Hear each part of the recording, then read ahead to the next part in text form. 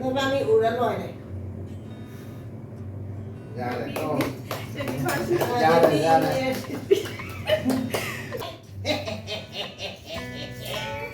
Tốt lên đi. Sao?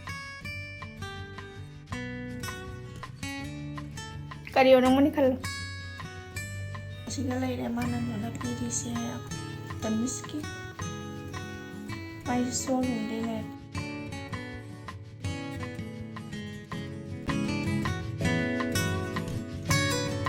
Ma'am anniversary ki cake pure. Siga na chana be lai re. Nako.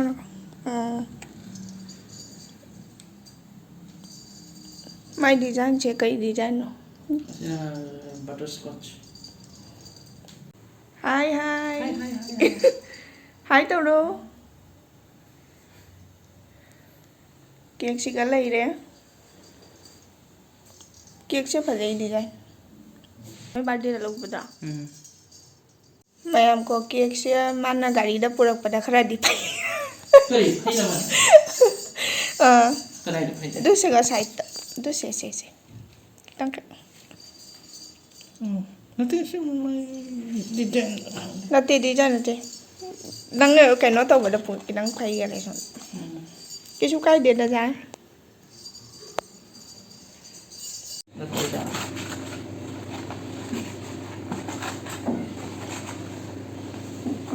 Jagadra.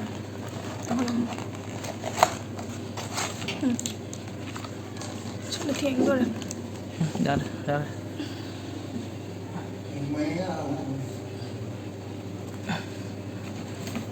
Nhưng chalo, nó còn mamang to kanon na ngwing. Kaya dra. Sige. Nadra. Nadra. May ai da mataw ro. Kita ai da ni taw. Sige.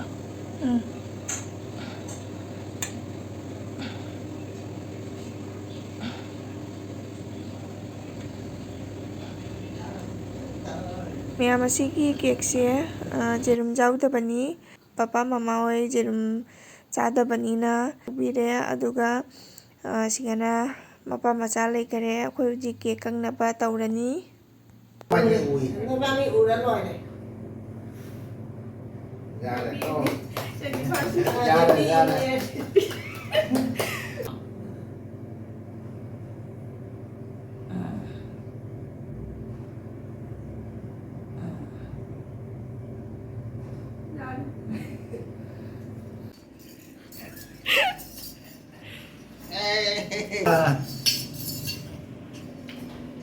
Sana đi là nó nào. Khara. Nuôi anh đi hành cho rồi. Sana. Yeah. Không. Má nó bay lên đây đâu đi tụi con đi pizza đi. Má trên đây nó bay đi đâu đi. Bay hello, ông ta bay hello. Ê, lối là mà tốt lên đi. Sao cả đi. Lo.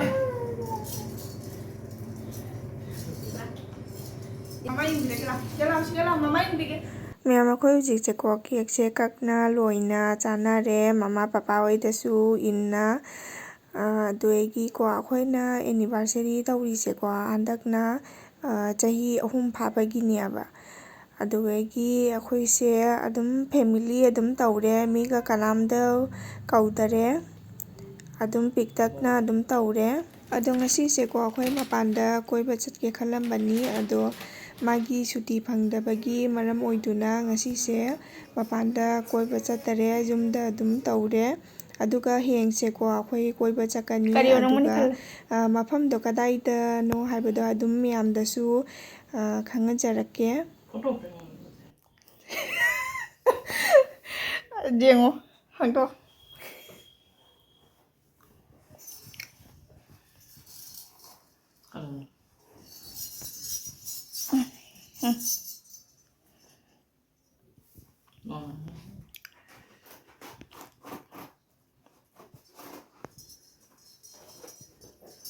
Ay su jengri Moi kamai pi dei.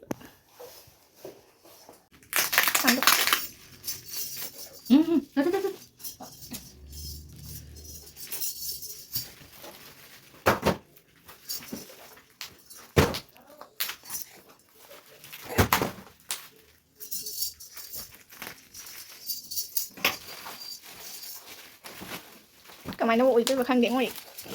Thế mà nó không tắt lên này. Sonda ra maning da sonda we man. Là con. Nghe không? Hang tuh.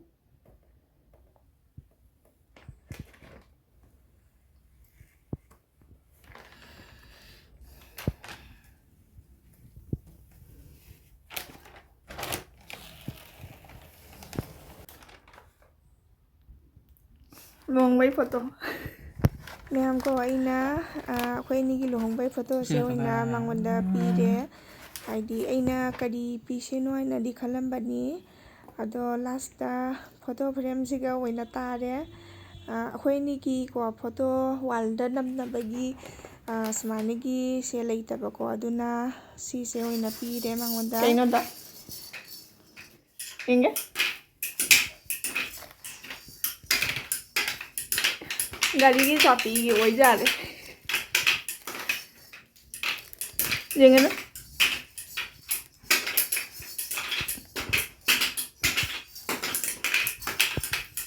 खजर बा पामा बा हाँ पामे है ऐसी से ना कहीं दो नब नब इन वाला May nam na bay supiri ba? Kasi. Pun napsi, pajing natte. Pajing manong natang.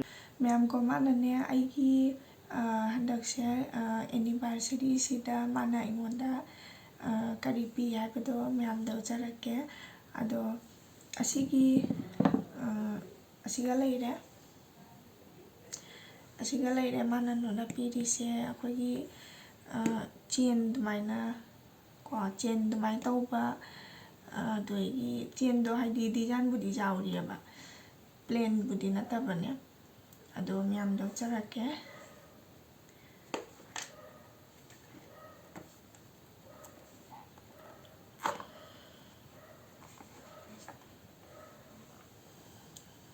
sigala ire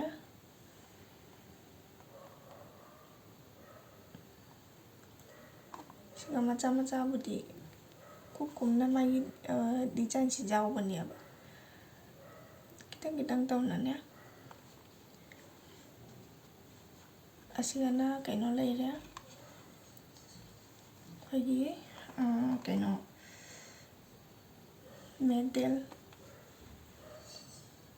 medel no siga leire sidra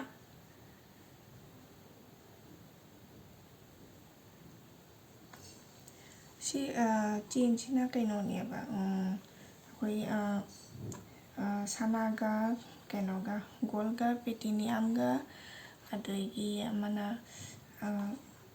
kaino silver ga ne ba si chain si aduga medal sina ko asi medal se golden ga diamond ga ani se pulle angu basina diamond ni aduga jitai degi kaino sina ai design se asigi sina gold ni sanani haidi maca makup akhoi haidi makup tu na sembani ba fazabra ma'am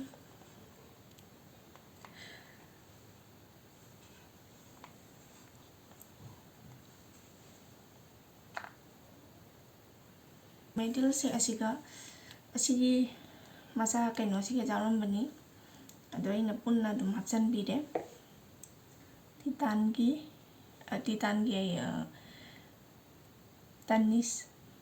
taniski mai showroom de le pani ꯃꯌꯥꯝ ꯑꯁꯤꯒ ꯂꯩꯔꯦ ꯆꯦꯟꯗꯣ ꯑꯩꯅ bag ꯀꯦꯃꯦꯔꯥꯗꯩ ꯀꯥꯞꯄꯤꯅꯤ ꯃꯥꯒꯤ ꯃꯦꯗꯜꯁꯦꯀꯣ ꯃꯥꯒꯤ ꯁꯨꯃꯥꯏꯅ ꯂꯩꯔꯦ ꯗꯤꯖꯥꯏꯟꯁꯦ ꯑꯗꯨꯒ ꯆꯦꯟꯁꯤꯅꯀꯣ ꯃꯥꯒꯤ ꯈꯔꯕꯨꯗꯤ ꯗꯤꯖꯥꯏꯟ ꯌꯥꯎꯔꯦ ꯀꯩꯅꯣꯁꯦ ऐसे kind of chicken fried rice with chili chicken अखोई असीना chicken hakka noodles अखोई की non veg वाउगी असीना अमखक kind of करी है veg अखोई महा बागी veg hakka noodle अमखक ना veg fried rice Chinese fried rice base की ना कहीं सुमाइना बॉक्स दा पीरा अमसिना ऐसे चिली चिकन सो जाओगी ꯃꯌꯥꯝ ꯉꯁꯤꯁꯦꯀꯣ ꯁꯨꯃꯥꯏꯅ ꯇꯧꯔꯒ ꯈꯔ ꯆꯥꯔꯅꯤ ꯑꯗꯨꯒ ꯌꯨꯝꯒꯤꯁꯨꯀꯣ ꯆꯥꯛꯀ ꯍꯩꯖꯥꯡꯒ ꯂꯩꯕꯅꯤꯅ ꯑꯗꯨꯁꯨ ꯈꯔ ꯆꯥꯔꯅꯤ ꯑꯗꯨꯒ ꯐ꯭ꯔꯥꯏ ꯔꯥꯏꯁꯀ ꯆꯤꯂꯤ ꯆꯤꯛꯀꯟꯒꯅꯤ ꯁꯤꯅ ꯑꯗꯣ ꯁꯨꯃꯥꯏꯅ ꯈꯔ ꯇꯧꯅ ꯑꯩꯈꯣꯏ ꯆꯥꯔꯅꯤ ꯉꯁꯤꯁꯦ ꯑꯗꯨꯒ ꯑꯩꯒꯤ ꯚꯤꯗꯤꯑꯣꯁꯦ ꯃꯌꯥꯝ ꯃꯇꯥꯡ ꯑꯁꯤꯗ ꯂꯣꯏꯁꯤꯟꯖꯔꯒꯦ ꯃꯌꯥꯝꯁꯨ ꯅꯥꯗ ꯌꯦꯛꯇꯅ ꯂꯩꯕ ꯑꯣꯏꯔꯨ ꯃꯊꯪꯗ ꯑꯃꯨꯛ ꯊꯦꯡꯅꯔꯁꯤ